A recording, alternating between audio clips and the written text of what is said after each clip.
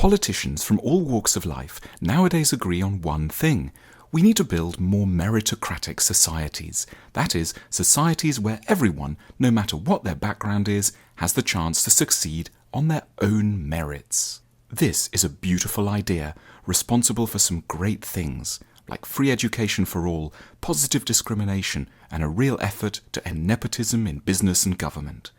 We've largely done away with the old world of feudalism, where lords couldn't manage their estates, commanders couldn't understand the principles of battle, and peasants were brighter than their masters. No longer is background an impassable obstacle to advancement. An element of justice has finally entered into the distribution of rewards. It's been going on for about 250 years, ever since Napoleon declared that the ranks of the French army and civil service would henceforth be open to all on merit rather than family background. It's been a brilliant development, but there is, importantly, a darker side to the idea of meritocracy. Because if we truly believe that we've created, or could one day create, a world where the successful truly merited all their success, it necessarily follows that we'd have to argue that the failures were exclusively responsible for their failure. In a meritocratic age, an element of justice enters into the distribution of wealth and status, of course, but also of poverty. Low status comes to seem not just regrettable, but also deserved. Succeeding financially without inheritance or contacts in an economic meritocracy gives individuals an element of personal validation that the nobleman of old, who'd been given his money and his castle by his father, had never been able to feel. But at the same time, financial failure has become associated with a sense of shame that the peasant of old, denied all chances in life, had also thankfully been spared. The question of why, if one's in any way good, clever, or able, one is still poor, becomes infinitely more acute and painful for the unsuccessful to have to answer to themselves and other people in a new meritocratic age. There's turned out to be no shortage of people willing to answer the question on behalf of the poor. For a certain constituency, it's clear, and perhaps even scientifically provable, that the poor owe their position to their own stupidity and degeneracy.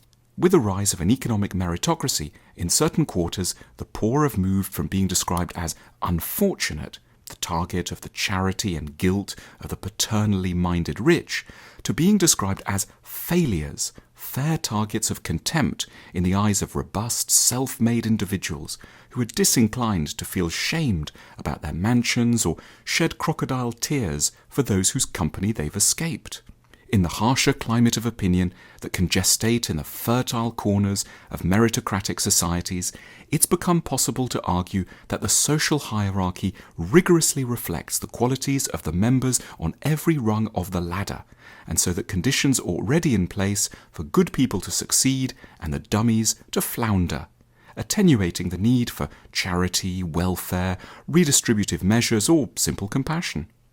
It's a symptom of our great faith in meritocracy that it's largely become impossible to explain away our failures as the result of bad luck.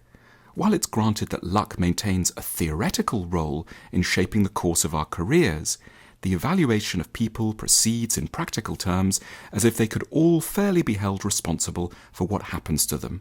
It would seem duly and even suspiciously modest to ascribe a victory to good luck, and more importantly, it would be pitiable to blame defeat just on bad luck.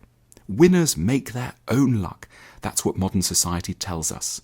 It's tough living in a world so in love with the idea that we're all responsible for everything that it's largely dismissed bad luck as a credible explanation for defeat. But, of course, there can never be a truly meritocratic system, because the merit of an individual is far too complex and subtle a thing to be determined by what job you end up having and how much money you end up earning.